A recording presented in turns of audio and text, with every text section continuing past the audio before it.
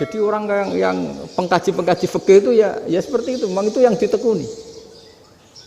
Tapi kita sebagai orang awam ya tadi, nak sing kecelakaan iku wedhus ta ayam jago ngeman, tapi nak pitik cilik ikhlas.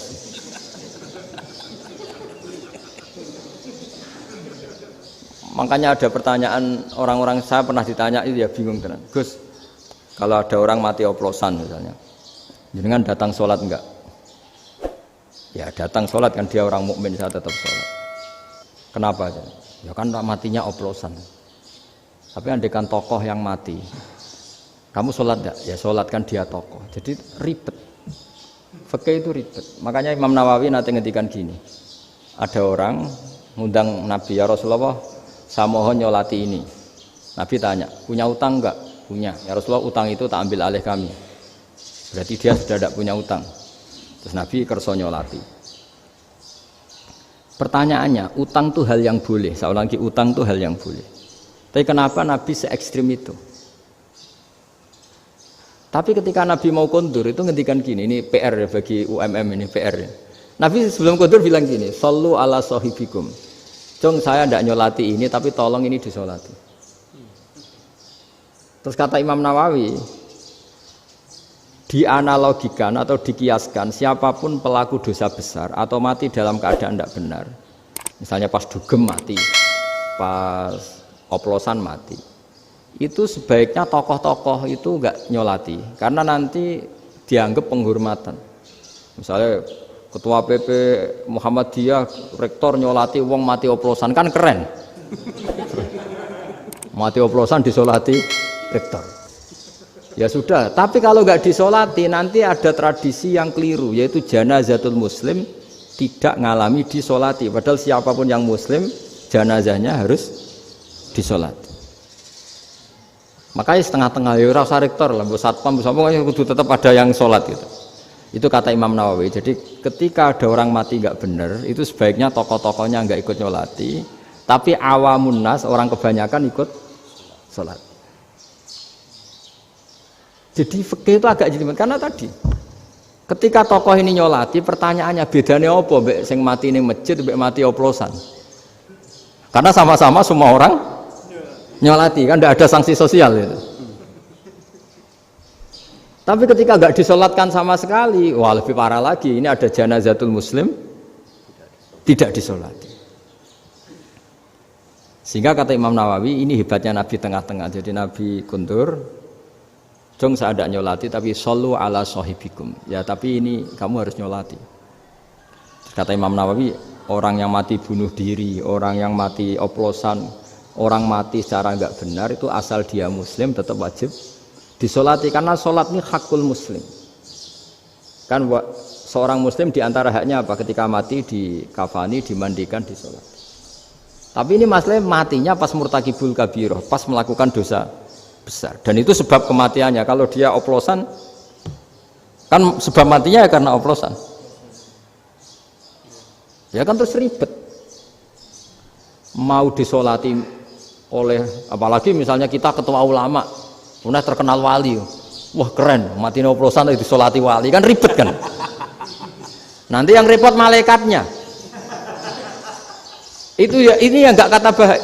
Saya pernah baca kitab itu yang repot malaikatnya. Itu ada yang bilang gini, orang yang punya hutang itu pasti nanti hisabnya berat, diaudit malaikat sampai bisa nyaur hutangnya. Sementara malaikat kena konstitusi, kalau Nabi mendoakan harus mustajab. Ini kan ada dua hukum yang berlawanan.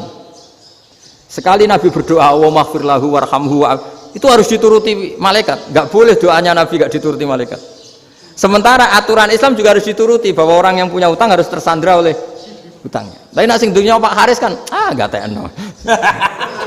Gak ngefek gitu. Jadi misalnya Pak Haris bingung sampai nangis semua maghfir lahu kan, gak ngefek. Malaikat gak itu, gak sudah lah Ustaz.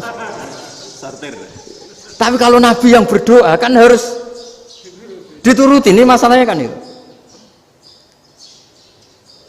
Nah kalau diturutin berarti hutangnya harus bebas. Padahal secara aturan harus tersandra karena punya hutang. Nah, nanti sama kalau yang Yang mati oplosan ini yang doain wali, kok wali sampai Allah maghfirlahu. Doanya wali kan harus terkabul. Sementara secara hukum dia harus kena sanksi karena oplosan tadi. Daripada ngerepotno malaikat, sudahlah wali-wali ini tidak usah ikut nyolatin. Yang nyolati ya orang-orang nggak jelas ini, sehingga kan malaikat kan santai aja kalau mau nyiksa. Loh tapi kan sudah didoain, gak ngefek.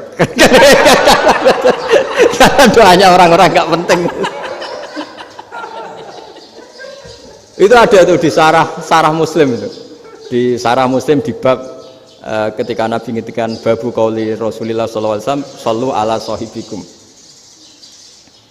Jadi belajar fikih itu asik ya. Karena tadi harus dipelajari. Kalau enggak ilmu ini hilang. Terus nanti takutnya lagi ilmu fikih itu direduksi sosial. Terus misalnya gini, pepe wong cilik wae kiai-kiai ra gelem nyolati. Orang melihatnya ini karena yang oplosan wong cilik om larat ra disolati. Jajal bupati ya disolati, mergo amplopnya gede-gede kan terus ruwet kalau dianalisis gitu kan ruwet. Makanya kenapa saya harus ngomong fikih supaya semuanya itu enggak didudukkan urusan sosial itu.